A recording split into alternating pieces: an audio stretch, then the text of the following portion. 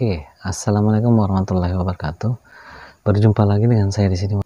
Kali ini kita akan mengulas tentang video tutorial bagaimana kita dalam melakukan penulisan sebuah skenario. Oke, bagaimana selanjutnya? Simak ya sampai habis.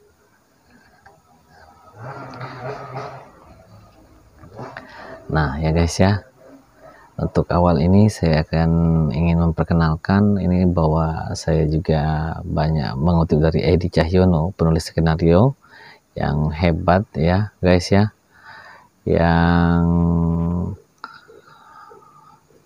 merupakan penulis skenario juga dan sutradara film, dimana juga pernah meraih citra penulis skenario asli terbaik dengan film berjudul City pada Festival Film Indonesia FFI tahun 2015. Oke, kita simak ya, kita pelan-pelan sambil lanjut. Kita ingin membahas bagaimana menulis skenario film, dan kita lanjut nanti bagaimana kelengkapnya ya, apa-apa aja yang perlu kita film. Skenario film itu apa aja ya? Skenario itu adalah blueprint atau kerangka tulisan yang terdiri dari dengan ide dan gagasan, baik itu ruang dan waktu, tokoh, aksi, dialog, dan juga alur cerita guys ya. Nah, skenario itu juga bisa menjadi tujuan bagi pekerja film atau sutradara film atau dan juga pihak-pihak lain yang masuk dalam film tersebut. Sebelum menulis beberapa skenario film itu, kita harus melihat ada beberapa genre ya, seperti drama, komedi, horor, action, dan juga lainnya kayak gitu. Nah, sekarang kita harus menentukan genre yang mana. Ide pokok juga atau premis, satu kalimat perenungan atau kesimpulan filosofis atau pesan yang ingin disampaikan oleh pembuat film atau naskah kepada penontonnya guys, kayak gitu ya. Nah, kemudian itu sama saja dengan ide pokoknya kayak gitu. Nah, sekarang logline itu berupa tentang kalimat tentang siapa, tentang keinginan karakter dan apa hambatannya untuk mencapai tujuan, atau sama dengan intisari cerita guys ya, kayak gitu. Itu namanya logline. Nah, jadi kesimpulannya adalah logline adalah inti cerita. Kemudian kita menentukan latar. Latar itu adalah tempat dan waktu yang menjadi satu kesatuan waktu cerita. Bisa dengan sosiologis, adat istiadat, agama, ideologi, teknologi, dan lain-lainnya guys. Latar itu tidak selalu mengacu pada waktu, tempat, ataupun yang realistik. Nah, fiksi ilmiah, latar bisa bersifat juga seperti kayak imaginer. Nah, penokohan itu adalah upaya menampilkan gambaran watak para tokoh dalam sebuah cerita. Ada protagonis dan antagonis. Nah, kedudukan tokoh ini sangat penting dalam sebuah naskah cerita. Kemudian basic story. Basic story itu garis besar cerita. Nah, dalamnya itu terdapat latar, pengenalan tokoh, kemudian apa permasalahan yang dihadapinya, kemudian bagaimana mengatasinya, kemudian hambatannya itu hambarannya apa, dan diakhiri dengan berhasil atau tidaknya tokoh itu menyelesaikan permasalahan yang dihadapinya dalam sebuah naskah itu. Kemudian yang selanjutnya yaitu plot atau alur cerita. Plot atau alur cerita ini adalah peristiwa yang disusun sedramatik mungkin yang bisa untuk mencapai sebuah tujuan itu guys. ada dua plot ya, bisa linear dan non linear. Kalau linear itu sebuah peristiwa itu secara berurutan dengan waktunya. Kalau non linear itu sebuah peristiwanya tidak berurutan guys, dari waktu yang ada dalam sebuah naskah itu. Kemudian yang selanjutnya yaitu sinopsis. Sinopsis itu sendiri adalah pengembangan dari story-nya. Dia adalah rangkuman dalam sebuah adegan yang dibutuhkan dalam sebuah film ataupun cerita tadi. Ya, yang selanjutnya yaitu membuat treatment itu guys. Treatment itu kerangkanya, dimana sinopsisnya dengan pengembangan penjelasan yang lebih detail, atau dengan penuturannya dengan bentuk filmisnya. Terdapat tempat yang dimana berlangsungnya adegan itu, karakternya juga, dan garis besar dialog, dan juga ada sudut pengambilan gambar ataupun tipe shoot yang dilakukan itu. Nah, sketsa struktur dramatis itu juga harus dikuasai guys ya. Nah, dapat juga diartikan sebagai susunan aksi-aksi yang menjadi bangunan dalam sebuah film itu sendiri. Nah, struktur dramatik klasik yang biasanya lazim dipakai bisa menggunakan 3 babak ya. Babak pertama, babak kedua atau ketiga, awal, pertengahan, dan the end atau habis. Nah, itu bisa dengan act 1, act 2, atau act 3. Biasanya 40% untuk act 1, kemudian 60% untuk act 2, kemudian act 3 atau babak terakhir di sekitar 20%. Nah, awal eksposisinya itu, turning pointnya itu, titik peralihannya, babak awal yang perlu diperhatikan itu pada saat babak tengah. Kemudian struktur dramatiknya itu di 3 babak yang terakhir itu guys ya, atau akhir dari resolusinya ataupun dengan tingkatan-tingkatannya, dimana titik-titik awal permasalahan yang muncul itu adalah awal cerita tadi guys ya. Nah, kayak gitu. Nah, itu ya, kurang lebih seperti itulah. Nah, kalau babak 2, tokoh itu melakukan aksi dalam melakukan masalah itu sendiri guys ya. Nah, dia bisa menyelesaikan sebuah masalah itu untuk dalam sebuah rangkaian cerita itu sendiri.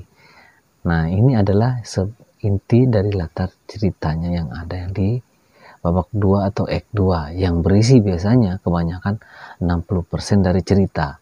Di situ ada hambatan, bagaimana menyelesaikannya, kemudian apakah itu nanti, apakah dia bisa menyelesaikan atau tidak, kayak gitu guys ya, dalam sebuah skenario ceritanya yang tadi, yang ada di dalam sebuah cerita alurnya, kayak gitu.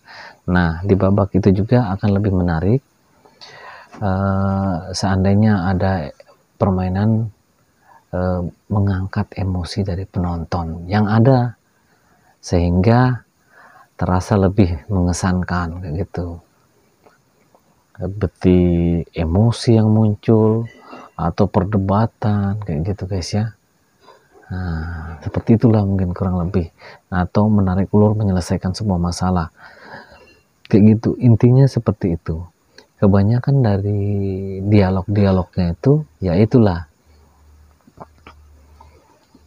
Nah, itu seandainya kita perlu menarik ulur sebuah cerita, kemudian muncul konflik, krisis, adanya dalam sebuah alur cerita, dan semua yang bisa muncul di situ guys, kita munculkan. Nah, konflik bisa meruncing ataupun yang lainnya. Nah, istilahnya paling memuncak di situ. Inti cerita adalah di situ, gitu guys ya. Kalau seandainya seolah-olah muncul beberapa krisis dalam cerita itu atau konflik, nah, tapi sementara situasi ini yang bisa menjadi menuntut tokoh karakter utama yang sangat kompleks. Nah, itu muncul nanti turning point kedua, kayak gitu guys ya, seolah-olah masalah selesai. Padahal itu hanya tarik ulur aja guys. Nah, Untuk babak yang ketiga atau act 3, nah itu biasanya setelah puncak permasalahan atau klimaks titik tertingginya, atau terjawab sudah sebuah keraguan yang dipikirkan penonton dalam akar sebuah masalah tadi. Nah itu babak tengah tadi itu adalah klimaknya tadi, setelah klimaks tapi ya, ataupun intisari puncak permasalahan kayak gitu. Nah itu akan cool down cerita itu, kemudian di akhir babak cerita nanti barulah pelan-pelan akan menuturkan sebuah naskah itu sekitar 20% intisari ceritanya kayak gitu guys ya. Nah kalau seandainya sudah terjadi dari klimaks atau titik puncak masalah, nah baru muncul anti klimaks atau diletakkan sebelum film itu berakhir. Nah maka anti klimaks itu sebaiknya mungkin singkat aja. Itu saya bilang tadi, dasarnya itu bahwa cerita ini sudah diakhiri dengan setelah klimaks itu selesai. Nah tulisan itu sebaiknya 1 inci dari tepi atas, tepi bawah, atau tepi kiri maupun kanan kayak gitu guys ya. Itu dari cerita. Hurufnya juga sederhana, baik itu dengan ukuran 12 poin atau spasi 1 atau format rata kiri kayak gitu guys ya. Nah dalam satu halaman skenario nya itu, satu halaman itu menggambarkan 1 menit film. Kalau seandainya 90 menit, artinya kalian harus membuat 90 halaman skenario. Nah satu cover itu bisa huruf dengan kapital atau dengan tanda petik ataupun garis bawah kayak gitu guys. 4 spasi di bawahnya, kemudian ditulis oleh, kemudian 2 spasinya ada ditulis nama penulisnya, kemudian draft 1 seandainya jika draftmu baru pertama kali kamu buat. Seandainya ada revisi atau perbaikan, maka tulis draft 2 dan seterusnya sesuai dengan banyak revisi yang kamu lakukan. Umumnya nomor halaman itu diletakkan di pada sisi kanan atas kayak gitu guys ya. Nah dari nomor scene 1 itu biasanya adalah sebuah adegan yang terjadi dalam suatu lokasi yang sama, kemudian berlangsung pada saat yang sama juga. Scene itu terdiri dari 1 shoot atau lebih dengan posisi angle yang berbeda. Nah, kalau seandainya berubah tempat, waktu, atau keduanya, maka scene-nya itu harus berubah, sehingga perlu dengan awali nomor baru. Nah rangkaian itu semua membuat sekuen atau penggambaran secara utuh. Nah ada judul scene yang ditulis dengan kapital guys. Scene itu ditulis dengan kapital, terdiri dari interior atau eksterior dalam sebuah lokasi itu, kemudian lokasinya dan waktunya. Nah 2 spasi di bawah scene ada deskripsi visualnya. Nah itu bisa dari jarak spasinya ada 2 ya, bisa berdeskripsi itu bisa toko, kemudian ditulis dengan huruf kapital, kemudian tempat, toko, atau aksi. Deskripsi itu ditulis dengan huruf kapital. Nah toko pertama kali muncul ini yang terdapat deskripsi suara ditulis dengan huruf kapital kayak gitu guys ya, untuk pertama. Kemudian untuk dialog pada jarak 2 spasi dari deskripsi visualnya itu tadi, diawali bisa dengan nama tokoh yang dihuruf dengan kapital, bisa berjarak dengan 4 cm dengan tepi kiri kertas kayak gitu guys ya. Nah artinya dia jaraknya itu 4 inci dari sisi tepi kiri. Nah kemudian untuk dialognya, jarak dialognya itu 3 inci. Kalau nama karakternya adalah 4 inci, kalau dialognya 3 inci. Nah kalau ES itu biasanya itu biasanya off screen. Nah biasanya di belakang nama tokoh yang mengucapkan. Nah kalau seandainya voice over adalah orangnya, seperti suara dalam hatinya kayak gitu. Nah, petunjuk aksi itu adalah perlu dilakukan petunjuk pengucapan seperti memegang tangan parel dalam kurung itu guys. Kemudian aku akan merangkai bunga, atau kemudian beat atau terdiam sejenak baru melanjutkan kegiatannya. Nah, untuk pergantian scene itu biasanya umumnya khusus seperti flashback atau percepatan waktu time lapse.